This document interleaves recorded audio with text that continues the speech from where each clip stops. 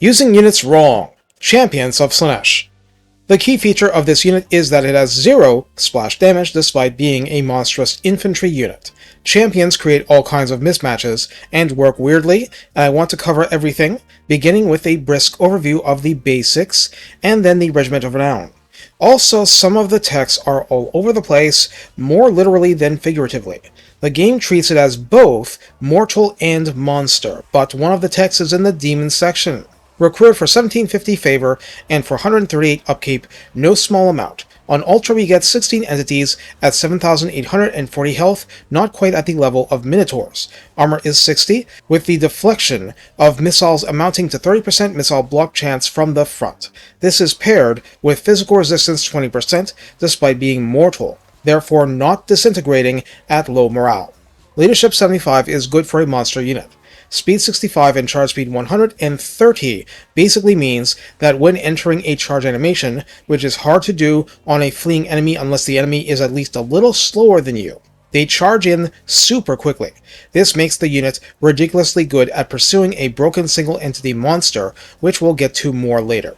Melee attack begins at 52, and is magical attack with each blow, attack interval 4 seconds. The many arms don't make that any better, but we get that missile block. No splash damage, ever. Melee defense of 55 is superior to the attack value, for varying reasons, certainly including this value. Even ranked 0, multiplayer default champions prove difficult for a variety of foes to damage effectively. Weapon strength of 100 partakes in CA's recent binge on split damage, but base 42 and armor piercing 58 is kind of okay for that.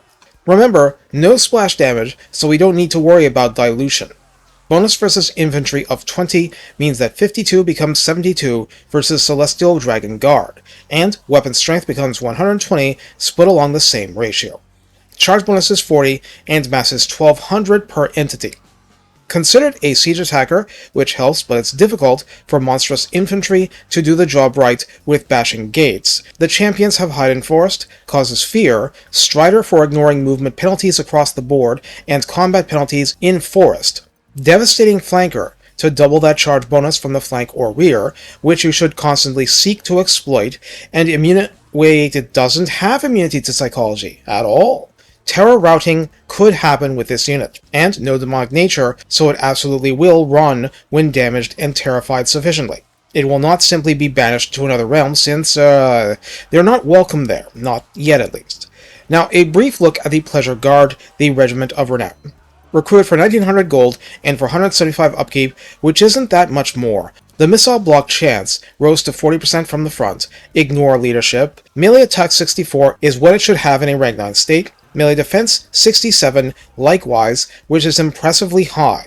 Weapon strength is 120 default, with each type getting plus 10, therefore base 52 and armor piercing 68. Bonus versus infantry creeps up to 25. Charge bonus creeps up to 50. Mass is the same. Why didn't leadership matter? Because it's unbreakable. Morale doesn't matter anymore. In addition to Strider, Devastating Flanker causes fear, and it can still hide in Forest. The unit has Unyielding Assault, so its melee attack 64 will not drop further during a battle for any reason, including fatigue. In the redline skills, since this is non-demonic, Monstrous Strength at 3 pips will provide under a Mortal Chaos Lord, weapon strength plus 10% and melee attack plus 8. Rank 7 and up ones would benefit from Freakish Mutations. For leadership plus 8, another melee attack plus 5, and ward save plus 5%. So, that's really strong. There's not one thing wrong with any of that. Demonic Lords, and for this purpose, Dechala counts. Frenzied Revelry at 3 pips gives speed plus 12% and charge bonus plus 18%. Now, that's a very large percentage boost for charge bonus. In absolute terms, it gets up from 40 to 47 if a default state unit. Rank 7 and above champions, including the RoR, get help from Secret Keeper for leadership plus 5, melee attack plus 5, and bonus versus infantry plus 7, that last one making them even better when used right. That's in a video about using them wrong, mind you.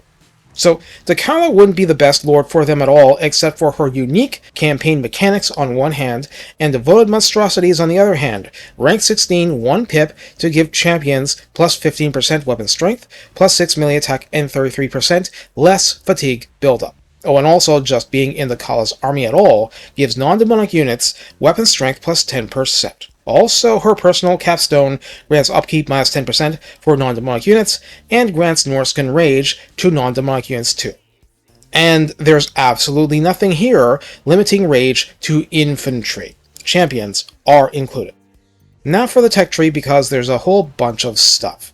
Slaanesh Fighters increases leadership by plus 6, useful for the base unit, because this is a mortal unit. Remember that in the back of your mind. Because it's a non-demonic monstrous unit, Overbearing Force applies for weapon strength plus 10% and ward save plus 10%.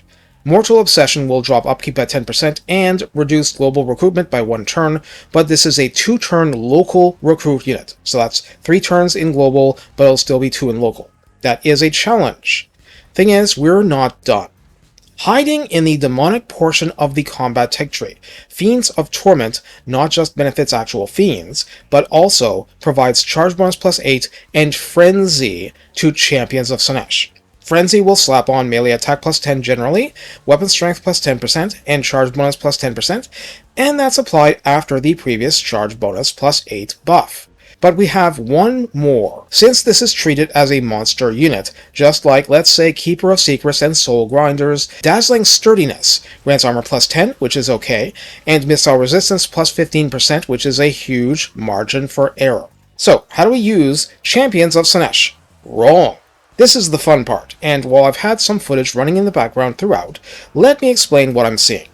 When I first accepted, okay, they're good at chasing and finishing off monsters, it was Decala's quest battle for the Elixir of Damnation, where a moon dragon was present, and although there was another dragon, I had other stuff dealing with that, like Dechala herself. So I had 2 champions units sandwiching this moon dragon, and they did a very good job. Now, apparently sending only 1 champion's unit against such a dragon produces an interesting result. I never had hard word on whether splash damage was applied before or after doing an attack roll. As in, if you are going to hit 5 targets but only hit 1 of them, is the dragon doing full damage to that 1 target?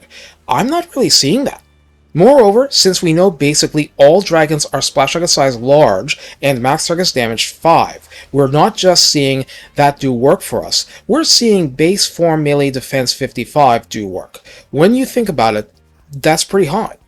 The limitations, which made me run the combat again with a second champion's unit to show how things look like in that quest battle I just described, is that if a dragon is facing a unit of champions squarely, there is a problem of frontage. That is, 5 or so champions were consistently facing off against the dragon rather than just wrapping around it and hitting it from all sides.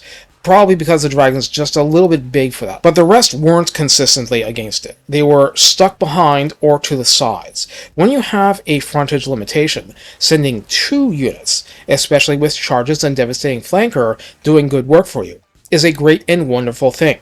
Though they can't splash their way through a Storm Vermin Sword and Shield unit, they'll slice through the rats willy-nilly, and that unit won't be effective back, having no bonus versus large and no armor-piercing tilt to help with the 60 armor, nor magical weapons to deal with physical resistance. Well, melee defense 55 is tough to overcome too. For Reiksguard, it's not that the champions are chewing through them especially quickly. Steadily, yes, but not instantly. It's that the Reiksguard unit's frontage has a difficult time getting enough entities on the champion's models to do damage. The melee defense is high anyway, and separating is very difficult due to the high charge speed of the unit. Only full routing makes it somewhat fair, and the champions threatened to do a final charge to wipe out a few more entities when I stopped the video. So the bonus versus infantry really is an advantage and only becomes better, but that's basically easy mode for the champions. I have proven that they work just fine on Wrathmongers since, well, they're not infantry themselves. Putting the Pleasure Guard against 2 aspiring champions units got it beat up quite a bit though. They won, but they certainly felt it. Ogre Bulls aren't heavily armored but have extra entities. In the end, they couldn't do enough to the champions either, and fell swiftly enough. So we see that even if the champions are overtuned for connecting with and damaging infantry, from typical servings to elite variants, they are still vicious and competent at fighting many kinds of large targets, and moreover, it's just difficult for those units to do enough damage back to make the trades worthwhile. This makes the unit oppressive. It's choking the enemy more than simply breaking it like a shock troop. I mean, yes, there are shock elements, but it's the sustained dueling that's breaking the opposition down. Outside of Decala's personal army, Mortal Lords are better for Smash Mouth champions.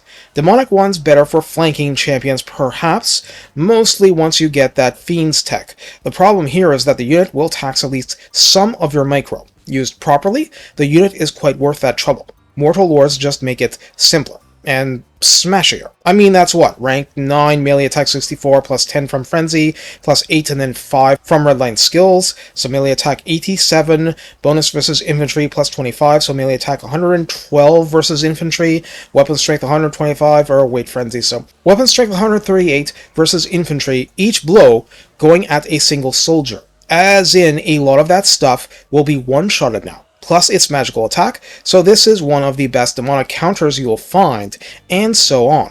The potential to use this unit wrong, quote-unquote, to trap and ankle-bite big monsters is very strong, and let me be nice and subtle about this enticement. That's a rank 9 unit with techs and redline skills, but we haven't even slapped on a single in-battle buff or debuff on the enemy like from Magic.